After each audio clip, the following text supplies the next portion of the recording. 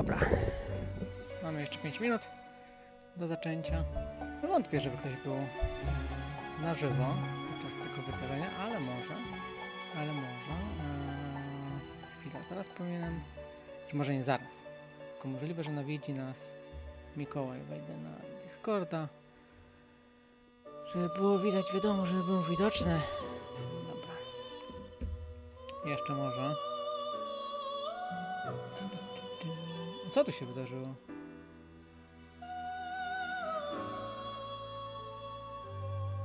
Oj, wypadane są.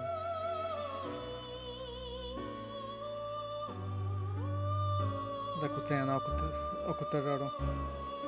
Ciekawe, czy to jest prawda. Tylko może tego nie chciałbym pokazywać.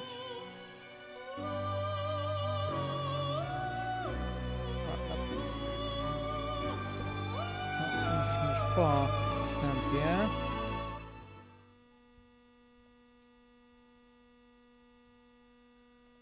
Więc muzykę sobie skasujmy. Dobra.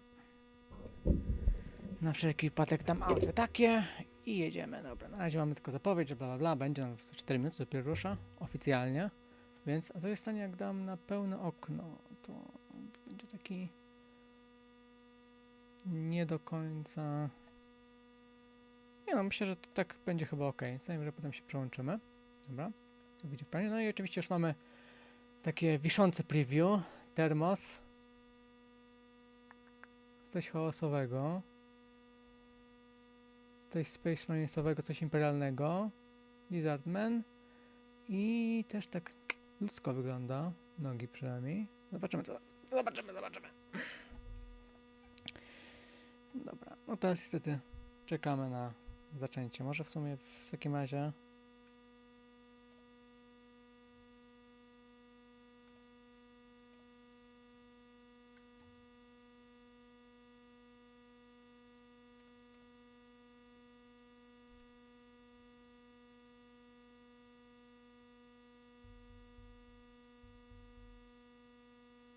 Dobra, teraz w tej niezwykłej okazji użyję z komputera.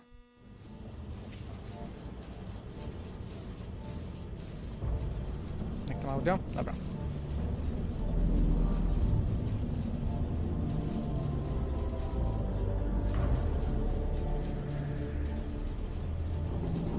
W sumie mogę bezpośrednio Twitcha otworzyć.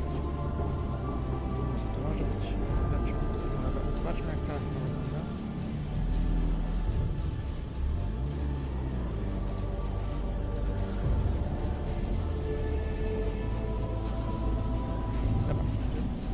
Używać tego, ale to zobaczymy, jak już będzie faktycznie tak cisza. To na razie jest, mówię, coming soon.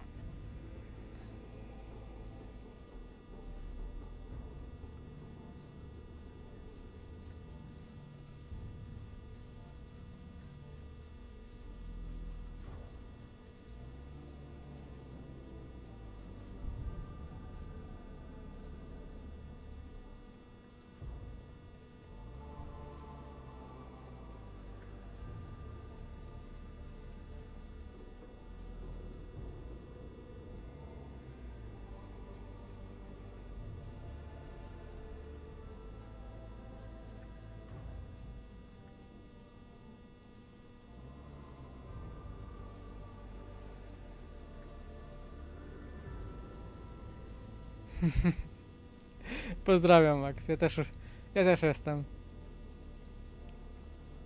W teorii Mikołaj też dotrze w pewnym momencie. Zobaczymy, czy Iwan też. Dobra, jak na razie cały czas jest starting soon. Jeszcze minuta oficjalnie. Wszyscy mówią Lion. Ciekawe, czy mogę jakoś... Ale chyba nie. Nawet jak tam w pełnym oknie, to czatu nie widać. Nie mogę zrobić, żeby czat było widać. Właśnie twitchowy czat. W sumie czy restream transmisji to nie jest jakieś tam duże no-no, ale tam kto by nie ścigał malutki kanał na YouTube.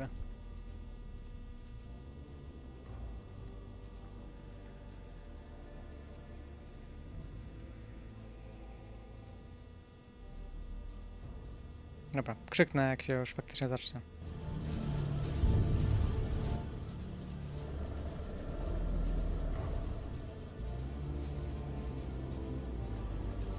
jeszcze zapomniałem, że muszę paczkę jedną spakować.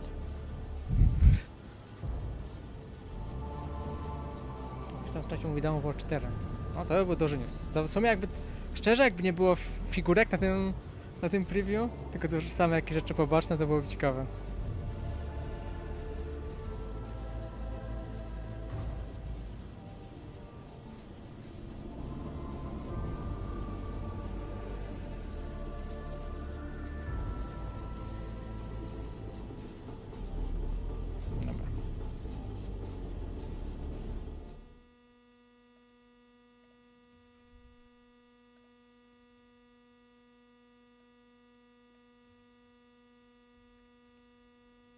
Jesteśmy w miarę o czasie. Przełączymy się na to. W miarę potrzeby będziemy przełączać między różnymi oknami, które mam wcześniej przygotowane. Typowo na podcast. A, no i właśnie. Zobaczcie nagrywanie. Żebym miał potem materiał na później.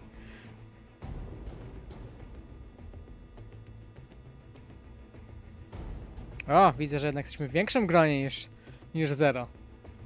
Dzień dobry, Chicken, dzień dobry, pozdrawiam. Dobra, to ja jeszcze skorzystam i idę do toalety. Zostawię was na razie starting soon. Już 2 minuty spóźnienia. Strasznie cicho, ale to chyba Twitcha wina.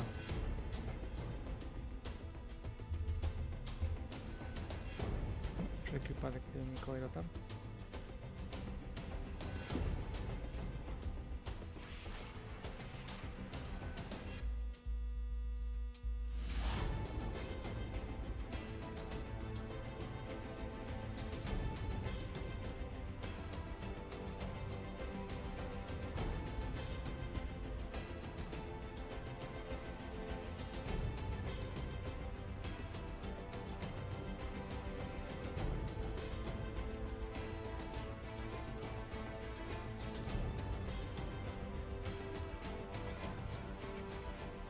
Hello and welcome to the Warhammer Preview, coming live to you from AdeptiCon 2023.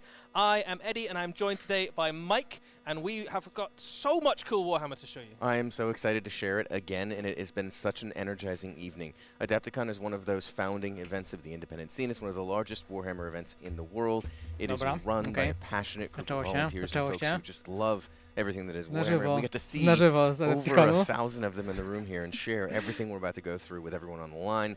I'm buzzing at the chance to get to do it again. It was really, really fun. So we've just had the preview for the people at the event. We had, as you say, 1,000 people, 1,000 Warhammer fans. 1,100 and some other people kind of around the edges. Really, really cool. Some awesome stuff we get to show off. And we get to show you guys who are watching along on the stream all that stuff in just a few minutes. I can see there's about 30,000 of you currently tuned in to watch us. Given the fact that it's like 3 a.m. in some of our core demographic here for this show. Absolutely, yeah. So do let us know where you're tuning in from, guys. It's about, I think, 3 or 4 in the morning over in the UK. It's still pretty late over here in the US as well. Yeah, it's pretty late in the US. We're here at Central Time. It's already past 10. Eddie here is probably still getting over the jet lag. You were in the UK just yesterday. Yes, absolutely. Yeah, we had an interesting flight over. It was not without incident, but it's all good. We're here now. Many cities on your way to Chicago. Yeah, well, I can already see in the chat we've got loads of people. It's going flying by so fast. We've got the UK. There's some people, loads of the US, Denmark, Europe, China, all sorts of places. So the Shire I see in there as well. So thanks for tuning in, guys. We've got a really, really cool show. We've got loads of really fun stuff. Yeah, I'm excited to share it. If you guys have got any theories or any things you're particularly looking forward to seeing, let us know in the chat. Some of them might come true. Indeed, and see what you can get out of us in the chat, because there's all sorts of things we can talk about over the next bit here. Yeah, we might be able to answer some questions. The chat is going so fast at the moment. It's just wild guesses. I might not be able to see your question, but we'll do our best. If any kind of repeat questions are popping up, we might be able to cover them as well. So, Mike, before we dive in, AdeptiCon obviously a huge part of the event scene, an inspirational part of the scene, frankly. For Warhammer, you are Mr. Events for Warhammer. I am. So tell us what AdeptiCon means to you. Well, so all of us who come to AdeptiCon, and I've been here many times, I came here many times before I joined Games Workshop, but it really inspired me into the sort of event side of the hobby. It inspired me to run events of my own. It inspired me in how I've approached Warhammer when it comes to engaging with the community in person. And events like this are really a representation of the community itself, and the community is really Warhammer. Without the community, Warhammer is nothing, and without Warhammer, we wouldn't be lucky enough to have this community, and it's really writ large here at an event like AdeptiCon. If you've never had a chance to go, I recommend it. It doesn't matter where you are. There are people who come from all over the world to attend, and it's sort of the godfather of the independent event scene. AdeptiCon existed before them all, and so it's been great to see it grow over the years, and I think this is the 20th year that they've been doing it, the 18th AdeptiCon. And my ears are ringing from the enthusiasm and the joy that was here in the room, and it was palpable from the moment that folks started to walk in. I really can't do it justice by sharing about it verbally. I have to encourage folks to take a look at the coverage over the next few weeks on Warcom as we post the various different images and whatnot. And if you've never made the journey yourselves to the Mecca that is AdeptiCon, make it one year. Come say hi to us. Eddie and I will be on stage, I'm sure, year in, year out, and telling you all about the latest reveals. And I think it's getting close to the time that we should probably... I think we should probably show them some stuff. Absolutely. All the good people have tuned in. They want. It's stupid o'clock in the morning some places, so we should probably let them see some cool things. We've got a pretty good one to open, show we roll the first video? I suppose. Co jest pierwsze? Dobra, już chciałem sprawdzić poziomy audio, ale niech będzie. The state of the galaxy, the Dark Angels, the Arcs of Omen series has led to the break.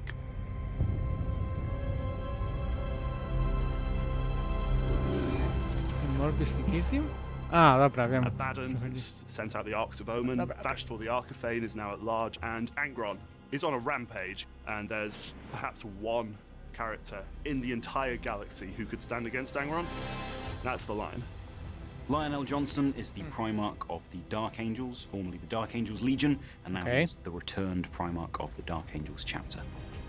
Returning Primarchs are a big deal. The return of Rabute Gilliman, that was an era-defining moment for the inhabitants of the 41st millennium. się starzał chłopak. First millennium. Doesn't happen very often, and this is the second opportunity in my lifetime, certainly, to see a living Primarch return. He's been deep in the rock for thousands of years. All is lost to chaos. But this is where the Lion appears.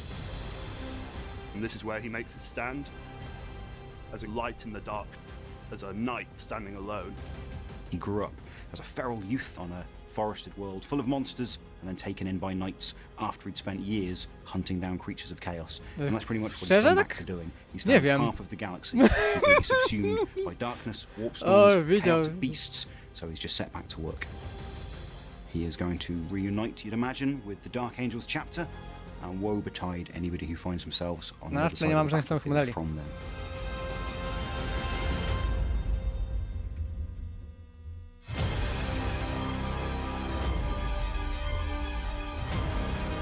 Oj, ale szczerze.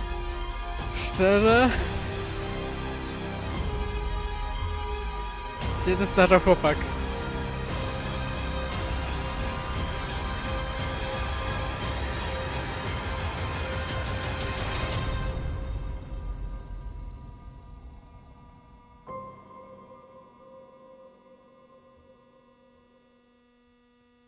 So, the Lion has returned. A brand new Primarch has returned to Warhammer 40,000, to the 41st millennium.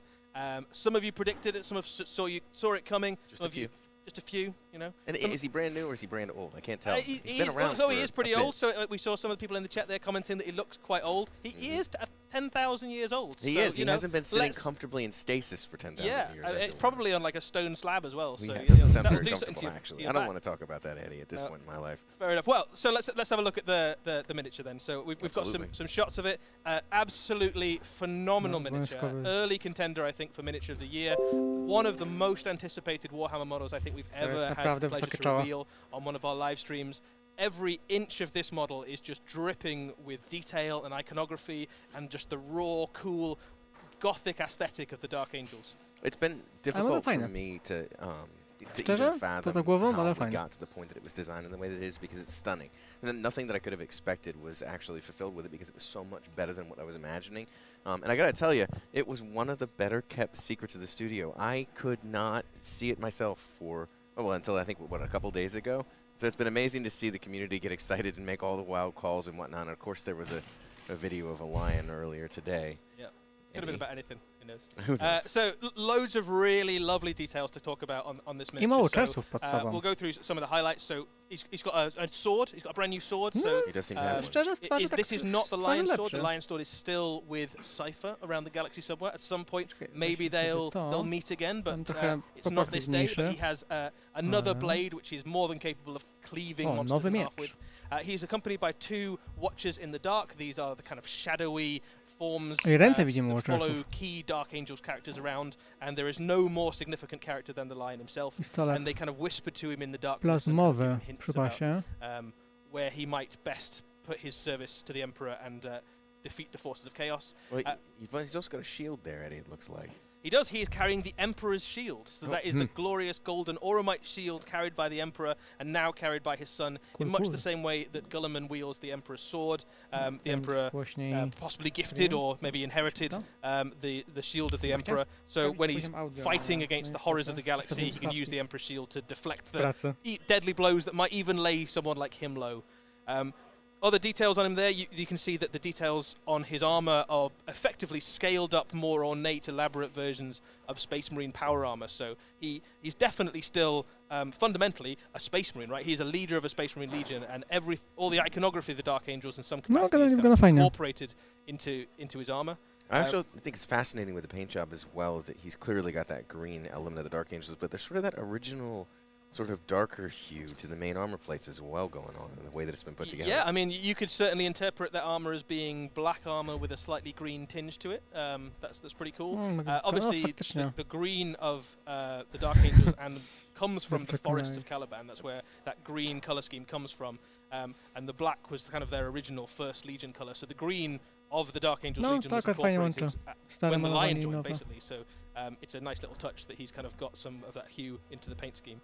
I think we've got another shot of some more close-ups. So this might be my favourite thing about this. It's not my favourite thing about the kit. There's so much cool stuff. But one of the cool things about it is that there are 4 different head options for the Lion. So you can sort of choose how you want your Lion to represent on the battlefield. So you can have your unhelmeted head, so he's kind of there as the general of the forces, bellowing commands to his legion. Ta jest spoko, nie pasuje do Liona. You can have the kind of hooded option, either with helmet or without, to have a much more mysterious kind of wandering knight errant sort of vibe. The secrets of the Dark Angels. Or you can go kind of full-on lion helm and have the winged helmet that's become synonymous with the Dark Angels over the years. The kind of absolute icon of the Dark Angels writ in the helmet of the of their Primarch. So some really cool options. And the Lion is a complicated character. No właśnie, right? tak so he's got a really interesting relationship with the Imperium, with his brothers, with his own chapter, with his commanders under him. So he is this kind of multifaceted, interesting personality. You can kind of choose which of those you like and which one you associate with, make the model to fit. You're already hinting at a few things about him. There are questions aplenty that even I have about the Arcs of Omen book itself. What is going on with the Lion in the current? Yes, so this model comes out alongside Arcs of Omen Book 5, which is the culmination of the Arcs of Omen series. The book is called Arcs of Omen: The Lion, and it will chronicle the finale of the story of the Arcs of Omen, which will see a huge showdown, effectively, between the forces of Chaos and the forces of the Imperium. On the Imperial side, you will have the Lion alongside some of the Dark Angels. Zgaduję, że on będzie trochę niższy niż Gulliman, przez to you'll have Dante, and you'll have some Blood Angels, so some of the angels, basically, the Angels of Darkness, will stand against the forces of Chaos. On the Chaos side, you've got Abaddon, you've got Vashtor, you've got Angron, so it's going to be a huge showdown, effectively. So on the screen right now, you can see kind of how the Lion scales up against some of the other key models that you'll see him alongside. So they're against an Intercessor, so you can see quite a lot bigger than a standard Space Marine. And against Reboot Guilliman, he's the same scale. So he is a Primarch, they are brothers. Neither of them was known to be particularly larger than their brothers, so they are pretty much the same size. They're standard Primarch. Everyday run-of-the-mill Primarch Absolutely. that you see around the corner. He's original and best, some would say, for the Lion. Indeed, it's true. His rock looks a little less tactical. If anyone is going to stand on a rock, it's going to be the Lion. It does seem like what he does as a standard approach. It's kind of his jam, right? Eddie, never without a good pun when it's needed.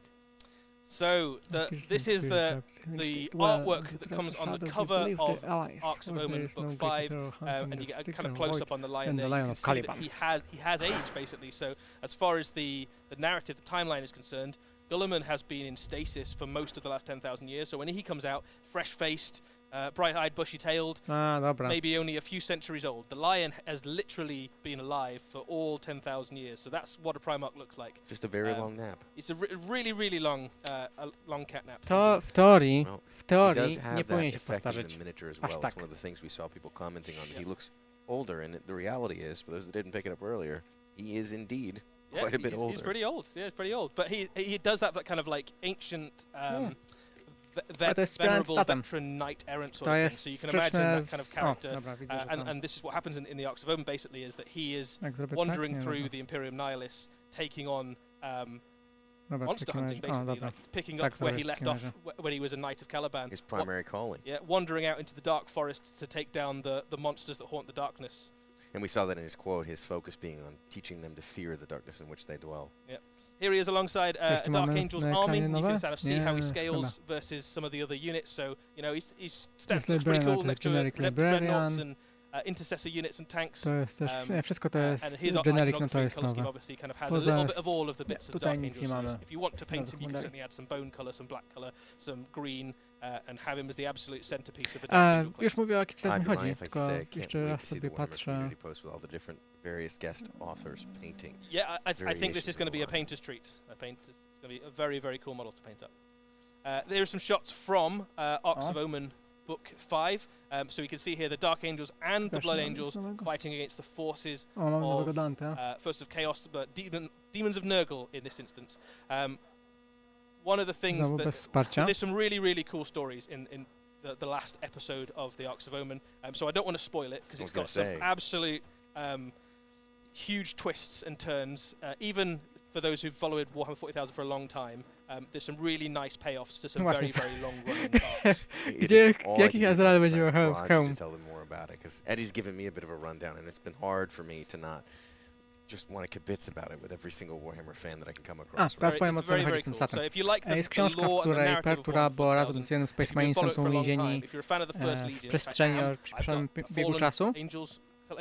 Tylko okej, tu może jakaś jest racji. Space Marines się zrobił generalnie w starca. Perturabo dosłownie nic się nie wydarzyło. We just talk about the lion for the next hour, I think. The last thing, though, to say about this is that in the Arks of Omen Book 5, the lion will fight Angron. So we have a situation, 2 brand new miniatures, 2 new Primarchs, both returned to the 41st millennium. They will have a showdown in Book 5 of the Arks of Omen. I'm ordering this poster. Yeah. Or behind me. If you if you are a Lion fan or a Angron fan, please let us know in the chat who you will be rooting for in that particular battle. Can we do a poll there in the chat? I mean, maybe. We might be able to do a poll. Who should win or who will win? Who will win? Angron. Nieważne kto wygra, Angron przeżyje, niestety.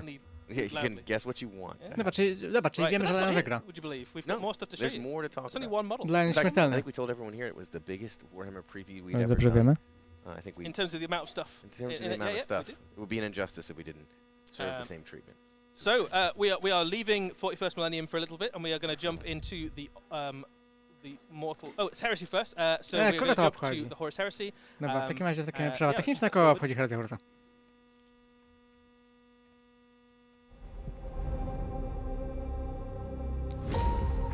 I'm Andy Hall. I work on the Horus Heresy team in the Warhammer studio. To jest Andy, ale jak może nazwisko Andy?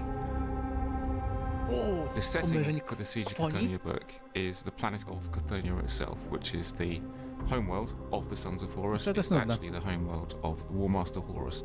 As the War Master's fleets were advancing on Terra, a small detachment, calling themselves the True Sons of Cthonia, decide to peel away from the fleet and retake Cthonia in the interests of the honour of their culture.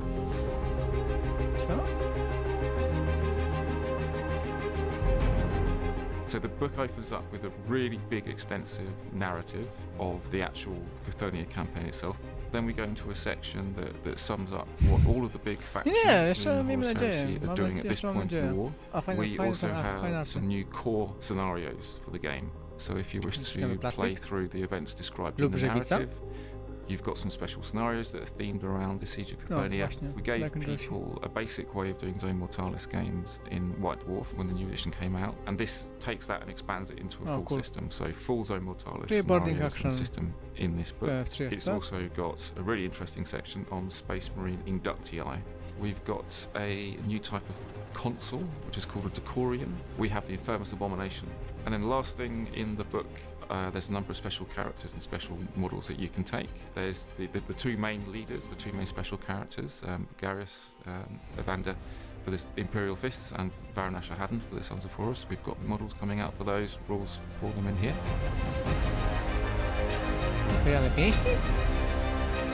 This is the first of the campaigns of the Age of Darkness series, and we intend to keep going with these. One really important thing to say about this book is it's designed to appeal to all Horus Heresy players. It's also telling a really important part of the overall story. No tak, ale w teorii, jak wszystkie inne kampanie Herezji Horusa, tu będą bardzo ograniczone regiony, gdzie grają. Ściszę. Szczerze wolę mieć swoje audio niż audio streamu. Bo to też będę w stanie odzyskać ewentualnie.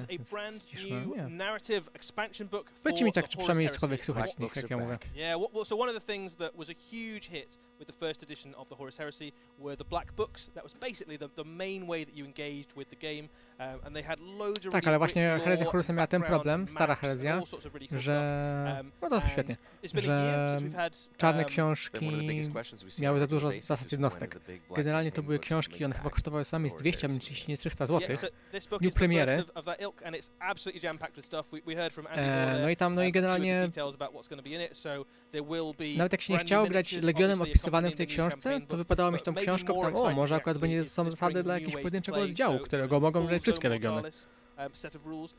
Jak na przykład tutaj, to Mortalis jest w teorii opisywany.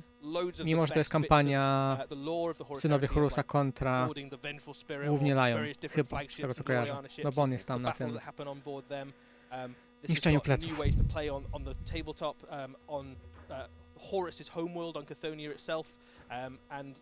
I zdaje mi się, że to jest ten. To jest niedługo przed oblężeniem. Takim persa oblężeniem. It's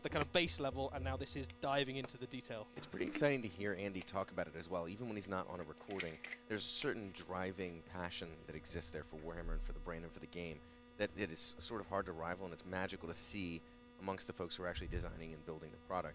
And also to hear him talk about it as dobra, pozwólmy im mówić. Inside of our regular meetings, a historical wargame in a sense, and that we view the heresy itself as a historical moment in the history of Warhammer. Yeah, I think there's a really interesting thing about the Horus Heresy, which is that when people get really into it, they want like authenticity, right? So like people tend to go, I want this bit of the lore. I read this story, it was really cool. I want the faction, the specific company or chapter that took part in that battle, and these campaign books basically go, here is a bunch of really cool stuff that happened, and each of those moments, each of those battles gives you an opportunity to kind of go, that chapter was cool, I want that drop force, or I want that assault company, or this one. Yeah, yeah. Well, which would you be? Would you be a Son of Horus or an Imperial Fist in this particular one? So in this one, I think Imperial Fist. I mean, I'm a big fan of Imperial Fist. Also, there's sort of like a little bit of a flex when you're painting a beautiful yellow force, I mean, it is Horus' heresy, right? It's his game. So it's his game. So he has enough spotlight. We can root for yeah, that's fair.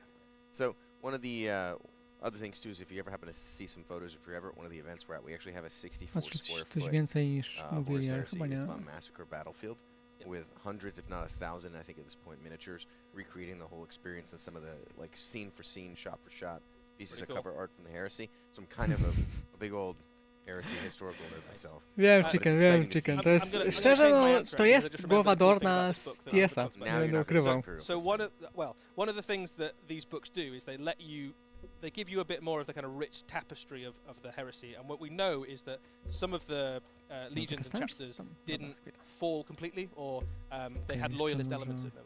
So one of the things that's quite interesting in this book is that you get some loyalist elements of the Thousand Sons. Nie, bo ona nie jest zła, tylko nie pasuje mi do Liona. Mi osobiście. Really? Yeah. So I'm going to pick them. So I like the Thousand Sons. They're like one of my choices. You're a fan of the small contingent of loyalist Thousand Sons. That's exactly it. I'm a fan of those. That's a deep cut. One that's also quite a sneak peek for those who are paying attention. Cool. Okay, so that's Horus Heresy. Really cool. This book is going to be accompanied by loads and loads of new stuff. Tome Mortalis rules, brand new miniatures, all sorts of cool things. We are now going to jump to the Mortal Realms. Znowu. Dobra, przerwa techniczna. It's a good cut to jump from the immortal legions of the Space Marines, many of whom die constantly in the Horus Heresy. Nikogo to nie obchodzi. Flawless segue. Dobra, no śmiesznie te Zaurosy wyglądają. A, to jest taka jakiegoś imienny, znaczy może nie imienny, ale dowódca. No i Zaurusi na raptorach. Agradon Lancets. Cool.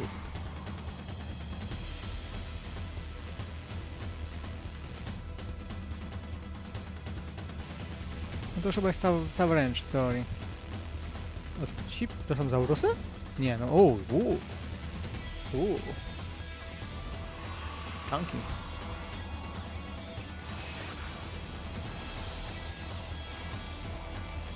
No, tak trochę... Warspound. Jeszcze mocniejsi. Nie wiem, czy mi się podoba, ale w sumie... No tak, to są szczerze... Takie ciekawe.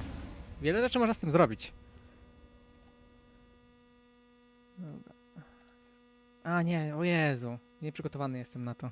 So that is the rest of the Seraphon forces. We've always seen some new models on their way at some previous previews, but this is the rest of the range, and effectively the Seraphon have now been fleshed out to be one of the best looking armies in Age of Sigmar. I feel like a 12-year-old again. I want to name all of them. Szkoda, bo to może być bardzo mały oddział potencjalnie, a szkoda. Excited about this. As someone who's relatively new to Age of Sigmar, this is the army that got me into it. To jest lepszy widok moim zdaniem. And I am over the moon excited Spoko, about fajna. Ładne tragiczne modele, nic więcej. Forgetting that part, I'm just excited to collect them personally. Well, so Lizardmen was my first army when I started playing Warhammer. Really? Yeah, absolutely. Ostatnie pytanie, w jak dużym oddziale to chodzi? To chodzi w trójkach? Bo jeśli tak, no to siepacko, bo sztandari bedniarza. Agradon Lancer unit you can see on screen at the moment. This effectively replaces the Cold One Riders that we currently have in the Lizardmen range. They are significantly bigger than the current heavy cavalry of the Seraphon. This is a very, very hard-hitting unit. They are elite Saurus riding on the back of fairly large. No wiem, no. Ależ oni pewnie mają po prostu będą mieli drugą falę, jak botani. Grinding force in close combat. Are they reptilian or are they more like avian?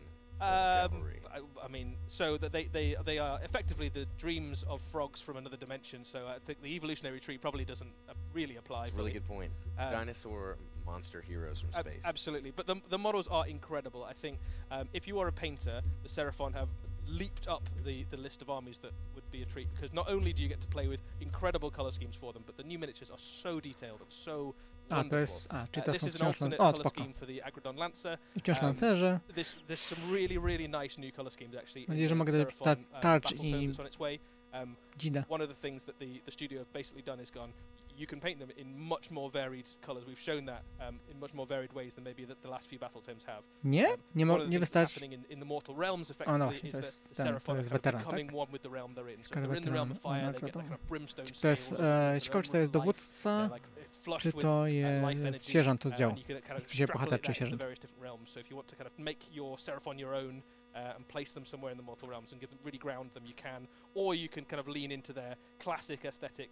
And what you see here actually is a throwback with that color scheme to a very old concept. Szczerze, One Page Rule'owi bardzo dobrze moim zdaniem otworzyli Serafonów, więc akurat tutaj nie za bardzo mnie ciągnie do tego. One of the old ones had intervened and gone, this person is marked for greatness, so they would be marked as mają bardzo ładne jaszczurki. I też mają kosmiczne jaszczurki, to są fajne. And that's what you're seeing there in the Scar Veteran on Agradon. Jaszczurki muszą być fajne, one też nie są aż tak detaliczne, chodziwe jak One Page Rule'owe, więc to się maluje pewnie znowu godzina na każdego. Massive space dinosaur, and I love your point there about the diversity of No ja myślałem, żeby właśnie zrobić ten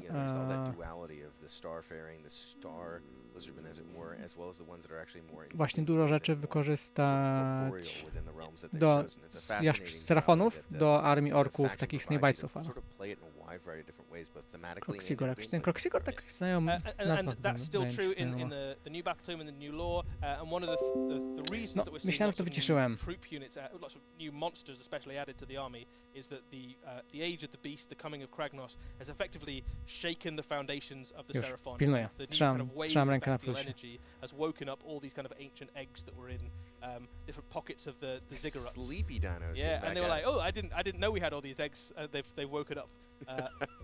On screen at the moment, there's a couple of units of Kroxigor. There is one new Kroxigor kit coming, and it makes 2 different units. You can make your standard Kroxigor, which are still hulking, enormous reptilian killers, but you can make this brand new unit, which are called Kroxigor Warspawned, and these are built and live for battle. So, whereas a normal Kroxigor in times of peace might help the skinks kind of construct pyramids or fashion things or move heavy loads around, these guys want none of that. They are just angry, massive crocodiles that just want to rip into enemy units. O, ale paskudztwa.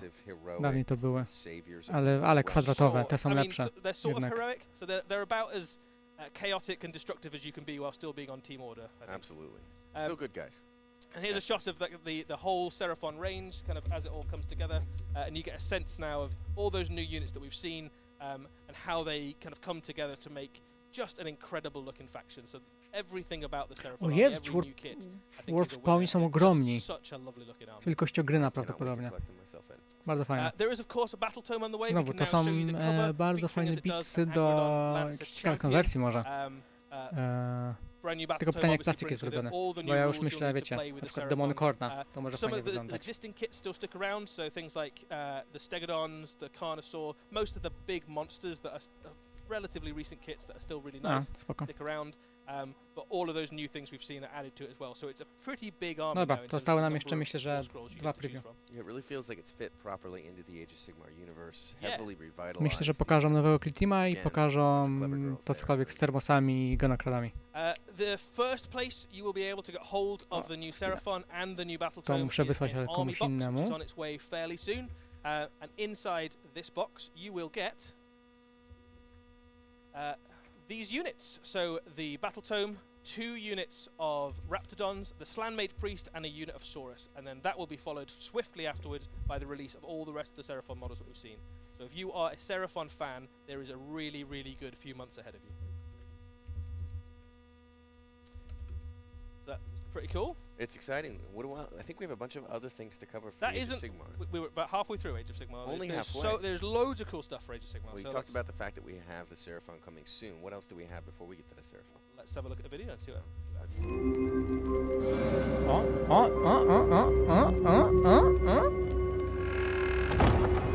Chciałeś nieumarłych? Chicken? Chciałeś nieumarłych?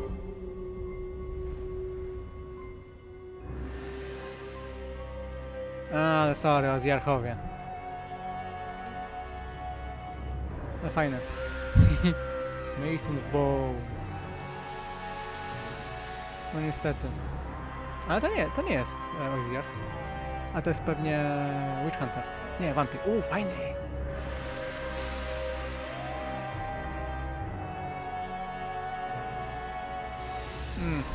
Trochę za bestialski.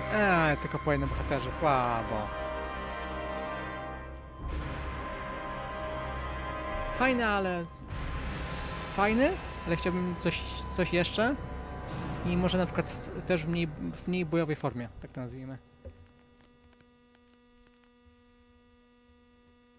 I really gotta say, before we even talk about those, the marketing studio, the Warhammer studios that put together the vibe and the theme of these videos never gets enough credit. It's pretty amazing. I'm always entertained by it. But tell us about these models. Yeah, so we've got 2 new heroes coming for Grand Alliance Death, and 2 new battle tomes accompanying them. So we have the Soulblight Gravelords and a new vampire, named vampire hero, bo and the faktycznie moim zdaniem ci wampirzy nie umarli zasługują na trochę więcej modeli teraz aktualnie. Nie no, kodeks. Do trzeciej edycji. Ozjarchowy tak średnio mi się podoba, trochę za, nie wiem. Ja lubię Ozjarchów, ale ten mi się nie podoba. And effectively this is a mage who can construct units, and their particular speciality amongst the Mortisans no cóż, no niestety, no, tak to wygląda z Warhammerem. most destructive units. So this is in game terms, this is a. Ale wiesz co, myślę, że dużo ci się nie zmieni mechanicznie, bo oni są w miarę nową armią, oni już mają tą taką nowoczesną mechanikę Age of Sigmar. So if you've gone for an elite or you've gone for kind of monster heavy Ossiarch force, this is probably the kind of hero you put into it to bolster it. Makes Also sense. just a really nice model, lots of kind of cool effects and stuff. So if you're looking for a painting project on a slightly smaller scale, that would lend itself pretty well to that. There is a new battle tome. It has a brand new cover. Looks very cool, and that is Catacross, the Mortarch, who gets some tasty new rules in this battle tome as well. O, nowe zasady ma, czyli The może current Bone Reaper's battle tome launched with the last edition of Age of Sigmar, and this brings it into the brand new edition, along with lots of all the new rules that other battle tomes recently have got. No, zobaczymy, zobaczymy, czekam. Updates it across the No board, to tak szczerze pewnie za really, in the current edition. Makes sense to me. Tell me about this. 2 miesiące. 2 miesiące. Okay, well, we'll jump to the vampire in a second. Oh. So this is Ivya Volga, and she is a outcast of her house. She is a wandering lone monster hunter, woodswoman. She wanders out into the wild places of the mortal realms. She finds monsters, she chops their heads off, and she drinks their blood. So the other vampires are sort of like to nie jest not dowódca. 100% on board with her, but she's still a vampire. Dobra, She's okay. still part of the family. When push comes to shove, and the armies march against them, she can still join the fight. She is accompanied by a swarm of bats, which she uses to kind of swamp enemy units and monsters to help her kind of even the odds in close combat. But what's quite fun about her myślałem, że jeszcze na klacie ma jakieś tam modyfikacje, ale nie, ja pewnie nogi bym zamienił je normalne ludzkie. But it's a vampire, right? So it's a very dark Warhammery take on a very kind of I mam classic pytanie. European fairy tale sort of To vibe. są włosy, czy to jest czapka? It makes sense. It's an interesting and fascinating thematic element. And it seems like both of these characters are helping drive those. Czemu nasze wrażenie, że okładka jest stara? Aesthetics and feels that they have. Yeah, but both of them give you a sort of direction, I guess. So she's obviously got wolf elements to Nie, her. czekam, że to są włosy. W moim headcanie to są Soulblight włosy. Gravelords again, actually got one of the last battle tomes of the last edition. To jest trochę słabo, ale nie, ktoś też miał starą okładkę. Nie no, mogli zrobić nową, no, mogli ten, czy Chicken, ogarniasz pewnie ich lore, oni też mają swojego Mortarcha, co nie? To jest tak, że oni w teorii wszyscy służą pod... Dwóch mają, bo mają pewnie tą laskę z Egiptu i mają Vlada, tak? No, pod Nagaszem, dziękuję. Amazing. But that's not it. You've got even more. We've got even more. Jeszcze więcej dla Age of Sigmar. This was going to be an Age of Sigmar. Yeah, I mean, they've been spoiled. Jeszcze więcej dla Age of Split Sigmar. up with a line, and now it's all about the mortal realms. Well, let's see what else we got. I don't remember taking the coin Malleus, but here we are, trudging through the mud to bring Sigmar's light Bardzo ładnie. to the realms.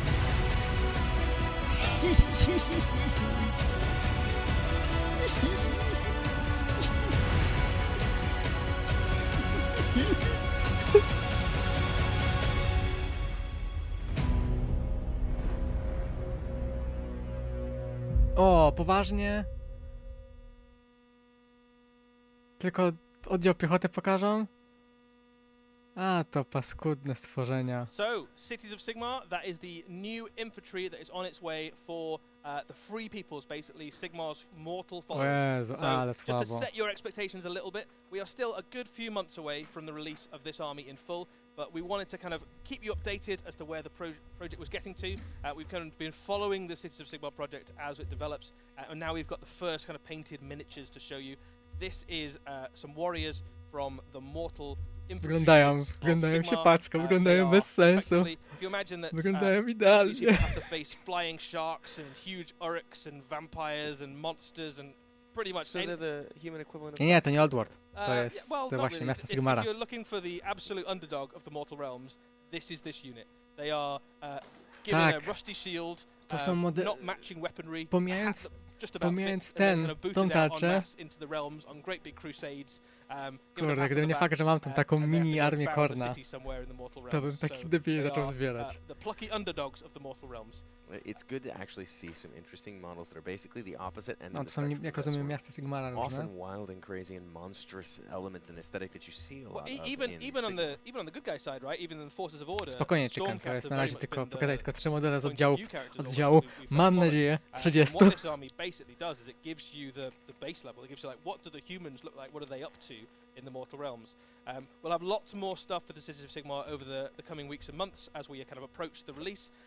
This is a piece of artwork from the upcoming Battle Tome, and what this does, which is quite cool, it gives you a sense of some of the sub-factions that are covered within the new Battle Tome. the different sigils of the various cities. Yeah, absolutely. So at the centre there, you've got Sigmar sigil, the 12-pointed star, but round the edge, you've got some symbols of cities that might be familiar if you're up to date on your current Age of Sigmar lore, and there's some ones that are brand new. Yeah. So give you a bit of a sense of Different corners of the Mortal Realms that the Battle Tome and the armies will cover. And you said the cities of Sigmar are still a little ways off. What can it look like between now and then? So in terms of the roadmap for Warhammer Age of Sigmar, we have Blades of Khorne and Head Knights for Slaanesh are available to pre-order just now, so they are days away from being in people's hands. Very soon after, we get 2 Death Battle Tomes, so the Ossiarch Bone Reapers and the Soulblight Gravelords are hot on their heels. And then we have Mystery Book 1 in summer. We're not going to tell you what that is just yet, but it's going to be very cool and exciting. Okej, czyli kampania Sigmara. Tune in for future previews to find out what that is. We also have Seraphon alongside their army box. They're going to land in summer, as will the latest General's Handbook. And then in autumn, we have Mystery Book 2, which I'm not going to tell you about today, but just very tantalizing, very Just mysterious. the worst, Eddie. And I am the worst. Teasing us constantly. True, it's all true. And then Cities of Sigmar will be with us before the end of the year, so we'll keep you up to date. We'll give you lots more. No właśnie to mi się podoba w miastach Sigmara, że w teorii właśnie tam mogę wstawić wszystko i no mówię, gdybym miał zaczynać teraz Sigmara i nie z Jarchami, to myślę, że właśnie miasta Sigmara bym grał, mieszałbym taką dosłownie armią typowe fantazy, krasnale z ludźmi. Jeszcze Age of Sigmar? O, nie. O! O!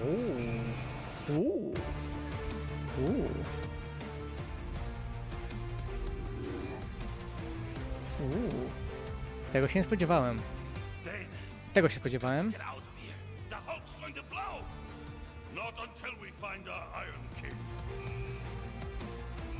Quick, search through the stasis chambers. Beastmen! Get to the escape pods. Ale Beastmanów się nie spodziewałem. O, szczytpakiem. A to jest ten. Tylko wypraska ulepszeniowa. Tak, był Harkini. To jest dokładnie to, co przewidywałem.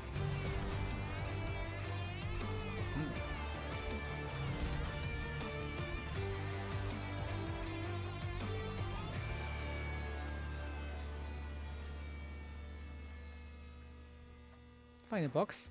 Teraz muszę znaleźć kogoś, kogo naciągnę na krasnali Beastmanów, bo potrzebuję terenu. Yeah, so this is Gallo Fall, which gives you a hint about what might be occurring in the narrative. This is the last installment in the current season of Kill Team, which is the Into the Dark season where we're inside spaceships. And the reason this is the end of the season of this is that the Gallo Dark, the Space Hulk we've been fighting over for the past year, is crashing. It is crashing into a planet. And this last... Seems inappropriate Warhammer 40,000 sort of... Aha, wiedziałem, że wszystko na jeden Space Hulk się blow up. That's kind of how it works. Welcome to Warhammer. And this Space Hulk is crashing into a planet, and this last installment is basically the last 5 minutes of a really cool action film where your kill teams have to get to the escape pods and get out of dodge before the spaceship crashes into a planet and is obliterated. To jest ostatni I zestaw. tell you, the Votan team has all the hallmarks of a great action film in No terms of how they're equipped as well. My favorite being probably Przez to, że to zwykłe tarcze. the high-las rotary cannon. To be Szczerze, ci Beastmani tak słabi trochę. So my favorite thing in the Leagues of Votan half is that there's one of the characters who's basically come with knuckle dusters to a space fight. So they know they're going to board a spaceship. They don't know what horrors could await them. They have access to the full range of the Leagues of Votan equipment. You know, railguns, rifles, all sorts of cool stuff. And this guy has decided he's going to go with the knuckle dusters. I mean, they're like laser space. They are like laser knuckle dusters, but even so. I mean, when in doubt, punch it, right? Yeah, absolutely. And up against them, we have the Felgor Ravagers, which are a Beastmen warband. But let's take a look at some of these Leagues of Votan in a little bit more detail. So It's based on the current plastic kit for the kin, which is already a really flexible kit with loads of different head options and weapon options. And much like we've seen with lots of the other kill teams, we have a new sprue that expands the set and effectively allows you to make your models into specialists within kill team. I think it's one of the better upgrade kits because it adds onto a very recent kit, and the kit was already pretty good, right? The kit was a flexible kit. And of course you get everything you need in the launch box for it, so it's not as if you're missing one of the components. But it really is a robust kit in terms of what it adds. Of course, we've got those space laser knuckle dusters, which I'm affectionately. It's probably got a better name than that. But yeah, I mean, I'm not a lore writer here. We get that. And do we have the rest of the pictures there as well? Yeah, there's that. There's the minigun. That's the one I want. Plus, what better inside of a spaceship than sort of a jump pack? Oh, right? Yeah, you got a jump pack too, which is pretty cool. I like the Ironkin, who's got the kind of the tech assistant, who's got a kind of data pad there, which is guiding them through the ship. Yep, but a reminder that the Ironkin are no different in the eyes of the kin than any other member of their race. They are an equal opportunities employer. Yeah, absolutely.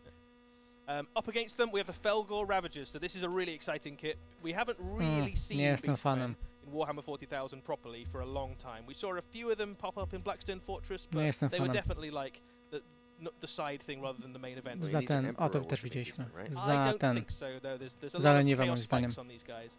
This is a brand new kit. It's very flexible, so much like lots of the other kill team kits we've seen, the bespoke kill team kits, you can build them in loads of different ways. There's different options for weapons and heads, and there's interchangeability between them. Each one is a specialist, so it's very definitely a combat-focused kill team, but you've got some slightly stealthy ones. Może inaczej, to wygląda jak Beastmeni w kosmosie, a nie wygląda jak Beastmeni w 40, jeśli wiecie, o co mi chodzi. Some that like charging and ramming stuff. So if you're looking for an aggressive kill team, it gives you some options, and much like lots of the other recent kill teams like the Recruit and the Eldar, the level of detail on those kits is really, really lovely. Kurde, te akcesoria są fajne. Well, you can see we've got one of the last expansions to the set. We've got a bunch of coward pods that you can jump into to get away from the trouble that's facing you. It's kind of an amazing set to finish off that sort of well-rounded collection. You get a little medical bay, which is quite cool. There's some stasis pods. Again, another form of coward pod. I get it. This is sort of a theme that's running on here, but Beastmen kind of have that vibe to them on occasion. I think what I really like about it is it's got a feel of like a really old school Warhammer set, because you've basically got dwarves fighting beastmen, right? Yeah. But they've put them in space in a spaceship, and they've all got like laser guns and chainsaws and stuff. And laser knuckle dusters. And laser knuckle dusters. So it just feels really, really Warhammer at the same time as being completely science fiction. And once again, this whole Hulk that you've been fighting over for all these months is crashing. It is crashing, yeah. So the climactic final installment to the current season of Kill Team, 2 very, very fun Kill Teams to expand it. Just a really fun box. I'm excited too, not to like give another shout out to AdeptiCon, but right over there in the other room we've got literally like a 100+ player event, nothing but Into the Dark terrain and everything else happening tomorrow and the next day. Tutaj so, widać, że to są jakieś coś, co było kiedyś gwardią, coś, co funkcjonowało jako gwardia, tylko Beastmeni, tylko chaos. To jest wciąż pancerz gwardii, która jest w tym zestawie, to są wciąż elementy tych pancerzy, jakieś tam resztki munduru. Oni też mieli kolczugi, bo tam jest, była gwardia chaosu w tym boksie, też miała kolczugi, więc to się trzyma sensu. To no nie, to są Beastmeni, którym daliśmy chainswordy i pistole. Let's not forget that in Kill Team all these teams are considered to be elites in a sense, right? These nie jestem fanem, ale tak, terenki bardzo fajne. Terenki bardzo fajne. Ja będę kupował ten zestaw dla terenów prawdopodobnie. Pytanie z kim, jak się naciągnę, żeby to jakoś podzielić. Co następne? Under the World. Ah!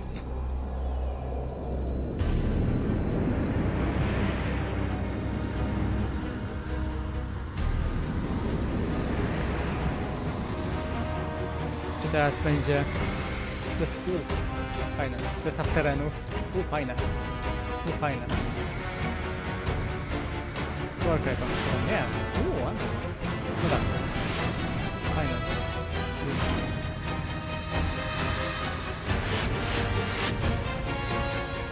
Fajna, taki... O jest.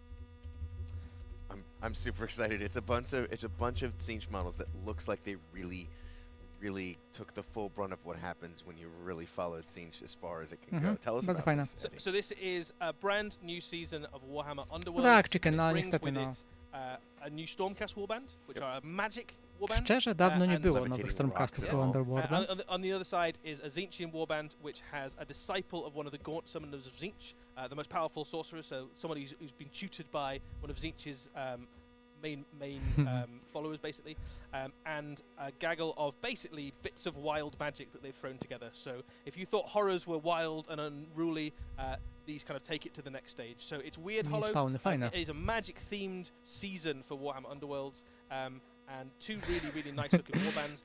This being a new season, it is a really good place to jump into Warhammer Underworlds if you've not played it before.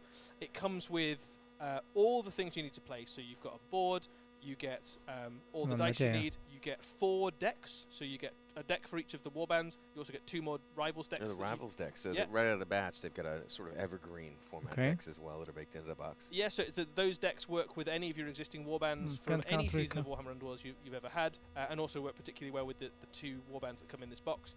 I think the stars of this box, though, I think are the miniatures as ever. Warhammer Underworlds has like a No tak, to jest na pewno, ale to jest powiedzmy tak samo.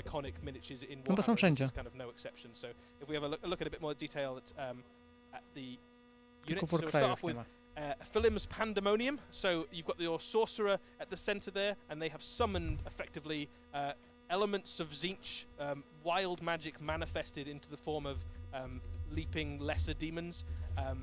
So it's all about basically that your sorcerer is summoning stuff. That's very much the linchpin of the warband, and the unit is just full of gimmicks, right? So this is a really wild, unusual warband, not only in terms of how it looks, but also how it plays. It's a really well-named warband as well, and it's hard for me to believe that something this weird could be as adorable as the sea creatures we've seen in previous editions as well.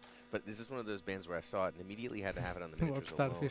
Much less the cool no, takie bardzo ala symbol Zincha. Yeah, I really like the central character. Mam nadzieję, że widać na streamie. The gaunt summoners I think are really nice tak, widać miniatures, and this has got all the kind of hallmarks. Pod napisami niestety. Slightly differently presented. I think Zinch just gives you an opportunity as a painter to just do some really wild stuff. And I think in terms of left field, out there warbands and just miniatures generally that don't come much more wild than this. Very accessible to a lot of organics, a lot of interesting flowing robes, but also a lot of room. They contrast up very nicely. They do. Yeah, they don't. On the other side of the box, we have Domitan's Storm Coven. So this is a magic-themed Storm host Stormcast unit.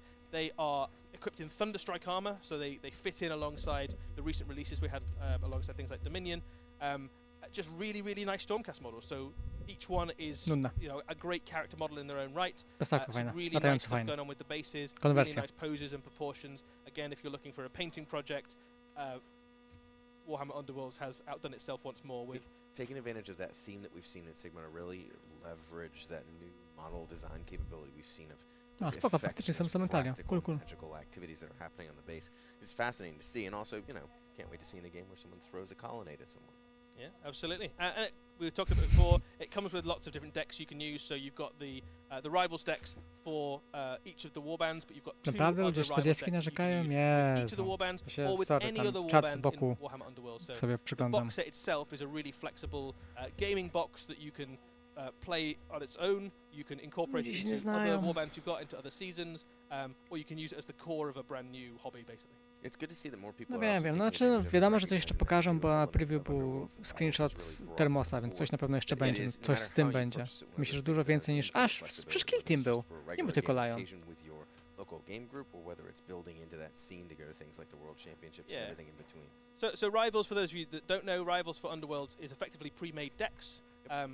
You can choose from either the deck that comes with your warband or from a selection of other generic decks, and it makes it very accessible because it means that you don't need to have bought loads and loads of different expansions. No właśnie się potem poprawiłem. No dobra, jeszcze książka kolejna jest, przepraszam. It might come in one box alongside your warband, or you could just pick up a box like this, which comes with lots of different options, and all of a sudden, all of your warbands can use a variety of different decks to play. So it's a really Warhammer at the edge of your fingertips anytime. Really nice box. Or collect deep if you want to go for that Grand Clash and sort of World Championships. Pretty cool. No, jakoś tak nie jestem wykscytowany Leonem. I think we're finished. Yeah, are we done? I think we're finished. Is that it? Yeah. Dobra, czyli tylko jeszcze jedna rzecz. Szkoda. 3 a.m. UK time to listen to this amazing preview. We got to see the lion. That was pretty cool. We got to see Underworlds. We got to see a whole bunch of stuff for Age of Sigmar. Hor, jacy śmieszni jesteśmy. I'm pretty tired here. We did a live preview at AdeptiCon, an amazing show. I think we've got nothing left to cover, right? Oho. There's the one thing. Are we actually going to do that? We're going to do it, yeah. Should we roll the video? No. Go on. Okay, don't be that guy. Come on. It's Werner, fine. Go ahead. No to by był twist, jakby nie pokazali. Dobra, na to czekaliśmy niby.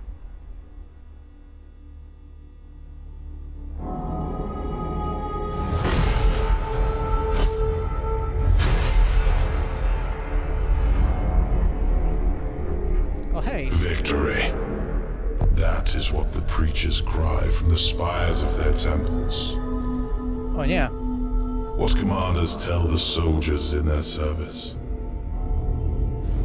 The Indomitus Crusade meets with triumph after triumph. Day by day we tear Imperium Nihilus from the Despoiler's grip. And though we are beset on all sides, with each battle we drive back the mutant, the heretic, the alien.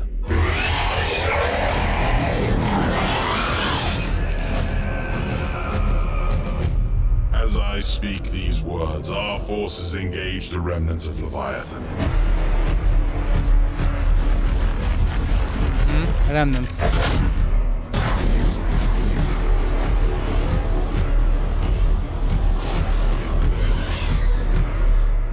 Reclaiming lost worlds, atoning for old shames. A crusade to cleanse the stars.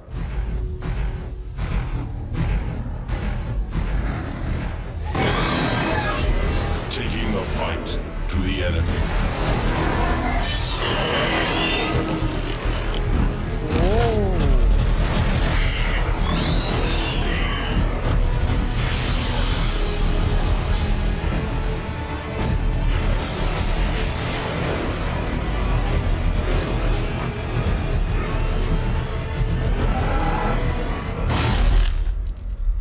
We routed the Tyranids at Baal.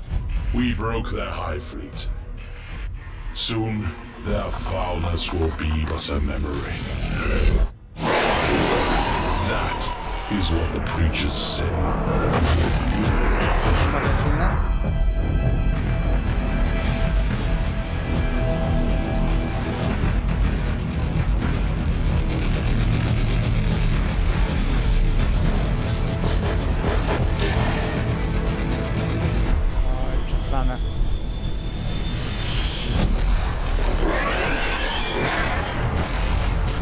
Hey.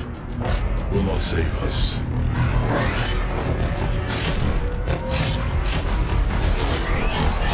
Lies will not protect us.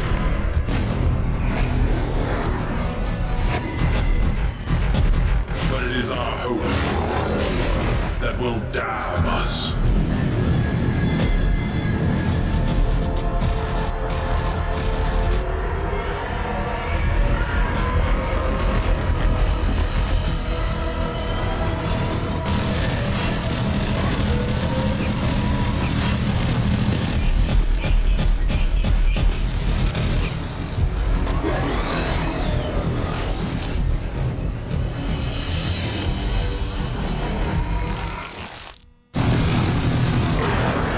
Spies in the slums.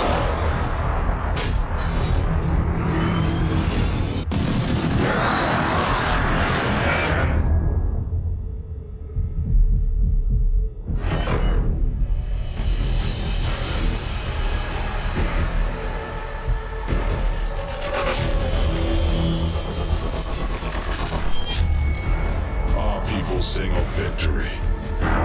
Victory as the galaxy burns. Victory as the Imperium rots around us. Victory as humanity rages against the dying of the light.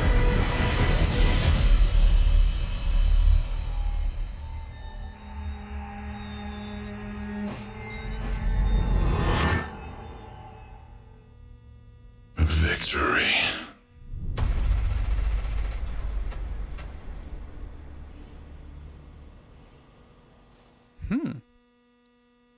edition of Warhammer. Jednak. Who knew? Nobody called that, actually. Nobody had Mamy any idea. dziesiątkę. So good. I gotta tell you, growing up my whole life as a fan, there's something about the grim, dark 41st millennium that when you watched, and it was beautiful and it was stunning, but when you watched Sister, Adeptus Sororitas and the Ultramarines crushing some Necrons, there was a little bit of hope. There was a little bit of a glimmer. That's all gone. That's all That was the grim, dark 41st millennium. Dobry trailer.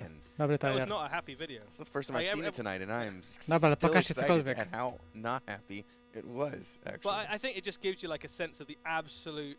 Dużo widzieliśmy z tego traileru. Not just like facing Tyranids, which is pretty horrific on the scale of things, but just generally, Warhammer 40,000 is an absolutely awful place to be alive, even for a Space Marine. Their like survivability against certain races is measured in. It is awful. Minutes and hours. It is terrible, but it is a wonderful place to have a hobby. And why don't we let the people who actually wrote the game tell us a little bit more about Absolutely. that? And we'll tell you a lot about it first.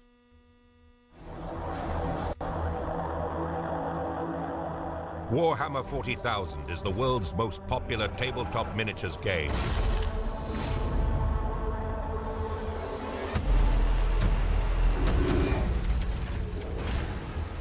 Players command armies of genetically enhanced super soldiers, brutal monsters, powerful aliens, and destructive war machines. I to play zwykłych out ludzi. spectacular battles in the 41st millennium. Our mantra with this new edition has been streamlining. We've been listening to the community, and that's a large part of why we've decided to focus the game as much as possible. How can we keep the tactical depth and richness that players love, but examine every rule in the game? Does this need to be here, or is there another way that we can achieve the same result? To secure victory, you must understand your strengths and the strengths of your enemy. We've fundamentally changed the datasheets from the ground up, making them much more accessible and really focusing the rules onto the datasheet themselves. What the team's been able to do with this is really look at every unit in the game, make sure it has a really clear battlefield role and a thing for it to do, and then write the right rules for it. Your datasheet rules all fit on a single card, and your army rules will fit on a single page. One of the things we wanted to ensure was that everyone got to play 40k as soon as possible after the edition was launched. So to make that happen, all of the rules for everyone's armies via the datasheets and their army rules will be available for free. From the darkness between the stars, a twisted mockery of evolution spawns fresh horrors. It's a galaxy at war. This is the onset of what the Imperium will regard as the Fourth Tyrannic War. This is the largest Tyranid swarm ever recognized in the galaxy, emerging where no one's expected it. The Segmentum Pacificus. To be a warrior of the Emperor in such times is to face an array of nightmares. What we've managed to achieve with this edition is a game that players of Warhammer 40,000 will love for its tactical depth and choices, but is streamlined and plays much quicker. The end result is faster, while still keeping all the flavour that you've come to love in Warhammer 40,000. For players who've been with Warhammer 40,000 for the last 35 years, they've never seen anything like this before. We've never shown conflict at this scale. Immersive and thrilling new gameplay. Discover a major new narrative in the Fourth Tyrannic War. The new edition of Warhammer 40,000 deploys this summer.